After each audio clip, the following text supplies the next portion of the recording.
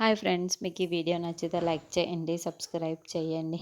ఆమె ఆస్తికల్ని తీసుకొని ఇంటికి రాగానే ఆరు అక్క ఆస్తికలు అని బాగా అడుగుతూ ఉంటే మిగతా ఫ్యామిలీ మెంబర్స్ అందరు అక్కడే ఉంటారు. అవును అని అమర్ చెబుతాడు. అప్పుడు అంజలి పాప ఒక్కసారి ఆ అస్థికల్ని మేము ముట్టుకోవచ్చా అని అడగటంతో అలాగే అని అమర్ ఆ ఆస్తికలని అంజు పాప చేతి తీసుకొని ఐ మిస్ యూ అమ్మ అని ఆ ఆస్తికల్ని పట్టుకొని తరుముతూ పిల్లలందరూ కూడా చెబుతూ ఉంటే ఆరు కిటికీలో నుంచి ఇదంతా చూస్తూ కంటతడి పెట్టుకుంటూ ఉంటుంది.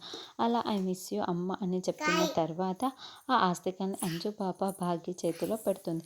భాగ్య ఆ ఆస్తికల కుండని చేతిలో పట్టుకోగానే ఆరు ఈలోగా ఒక రకంగా ఫీల్ అవుతున్నట్టు మనకు చూపిస్తూ ఉంటారు.